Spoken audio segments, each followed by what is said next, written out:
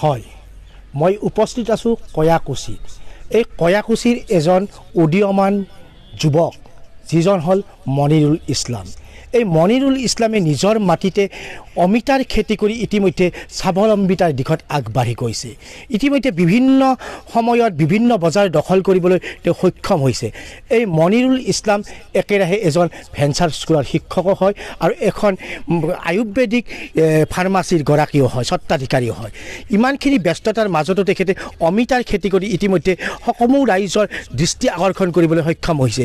এই মুহূৰ্তত মই ভিডিঅ' জাৰ্নেলিষ্টক এই অমিতাৰ খেতিৰ কিছু দৃশ্যাংশ প্ৰাগ নিউজৰ দৰ্শকক দেখুৱাবলৈ অনুৰোধ জনাইছোঁ। এইদৰে অমিতাৰ খেতি ইতিমধ্যে তেওঁ নিজৰ কৃষিভূমিত ৰোপণ কৰিছে আৰু ইতিমধ্যে বৰপেটাৰ ওচৰৰ পাজৰৰ বজাৰ দখল কৰিবলৈ তেওঁ সক্ষম হৈছে, অমিতাৰ বজাৰ।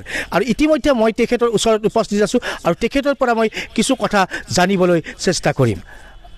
আচ্ছা, কওকচোন আপুনি কেনেকৈ এই কৃষি কাৰ্যত মানে জড়িত হ'ল? হয়, আমি আগৰ পৰাই কৃষি কামত ব্যস্ত, কিন্তু আমি এই কামটো কৰা নাছিলোঁ, এই অমিতা খেতি কৰা নাছিলোঁ। দেখিলোঁ আমি ইউটিউব চেনেল চাৰ্চ কৰি দেখিলোঁ বহুত অমিতা খেতিত লাভৱান হয়। সেইকাৰণে আমি ভাবিলোঁ যে আমাৰ ইয়াত অলপ জাগা আছে, এইখিনি জাগাত আমি অমিতা খেতি কৰোঁ। সেইকাৰণে প্ৰথম আমি ইয়াতে 200 মান অমিতা খেতি 200 মান পুলি ৰোপণ কৰিলোঁ। তাতে দেখিলোঁ 200 মান পুলিত আমাৰ বহুত লাভৱান। যদি এনেকুৱা টাইম ওলাই কেনে অলপ চলপ টাইম ওলাই কেনে যদি এনেকুৱা খেতি কৰিব পৰা যায়, বহুত লাভৱান হয়। এটা গছ পুলিৰ পৰা 50 কিলো, ভাল গছ হ'লে 100 কিলো লগি অমিতা উঠাব পৰা যায়। আমি এই অমিতা খেতি কৰি ভালেই লাভৱান হৈছোঁ।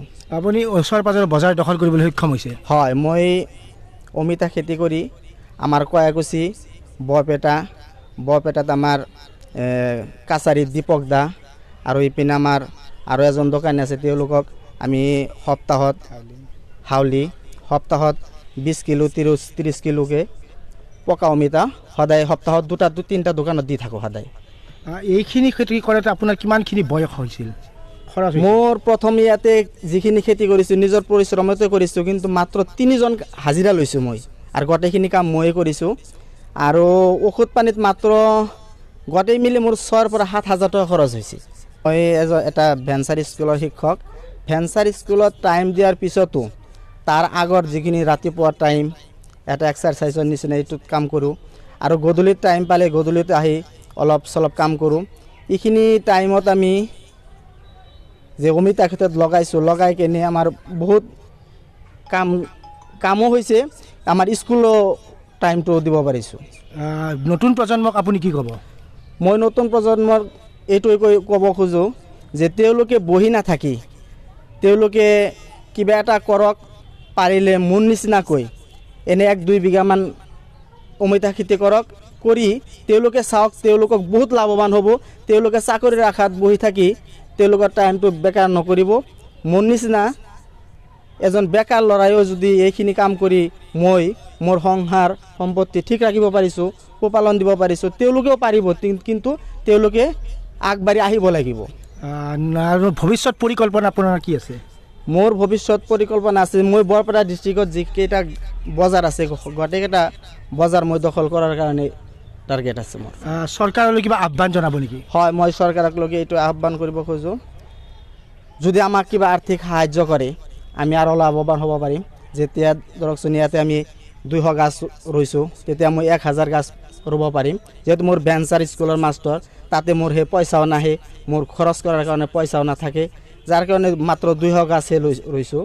যদি মই চৰকাৰৰ পৰা কিবা সাহায্য পাওঁ, তেতিয়া মই আৰু 200-500 গাছ বঢ়াৰ কাৰণে ইচ্ছা কৰিম। আৰু হয়, যেহেতু অমিতাৰ খেতিৰে তেওঁ স্বাৱলম্বিতাৰ দিশত আগবাঢ়িছে, তেওঁ নিজেই কৈছে, আৰু নতুন প্ৰজন্মক তেওঁ আহ্বান জনাইছে যে এনেধৰণৰ খেতিৰ প্ৰতি তেওঁলোকে আকৰ্ষিত হওক, এনেদৰে খেতি তেওঁলোকে নিজেই কৰক, যিহেতু এই খেতিৰ দ্বাৰা এটা পৰিয়াল সুন্দৰকৈ চলাই যাব পাৰি বুলি আমাৰ এখেতে কৈছে। আৰু ইতিমধ্যে চৰকাৰলৈ আহ্বান জনাইছে, যদি চৰকাৰৰ ফালৰ পৰা কিছু অনুদান লাভ কৰে তেতিয়াহ'লে এই 200 গছৰ পৰা তেওঁলোকে 1000 পুলি ৰোপণ কৰিবলৈ সক্ষম হ'ব চৰকাৰৰ পৰা কিছু সাহায্য পালে।